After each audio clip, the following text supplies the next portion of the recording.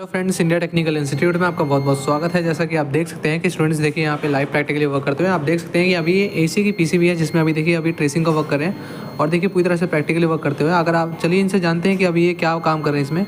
अच्छा, क्या कर रहे हैं आप इसमें? आईपीएम ट्रेसिंग करते हैं। आईपीएम ट्रेसिंग कर रहे हैं। अच्छा, तो ये अभी आउटडोर सेक्शन की पीसीबी है नहीं है? हाँ, इन्वर्टर आउटडोर का है। अच्छा सैमसंग। अच्छा, जो आप देख सकते हैं कि सैमसंग के इन्वर्टर आउटडोर के यहाँ पे पीसीबी है। इसमें पूरी तरह से अभी देखिए रिपेयरिंग करते हो। अगर आप भी एसी पीसीबी का कोर्स करना चाहते हैं तो हमारे दिए गए नंबर पे कॉल कर सकते हैं, या अदर कोई पीसीबी का कोर्स करना चाहते हैं तो हमारे दिए गए नंबर पे अभी कॉल कर सकते हैं।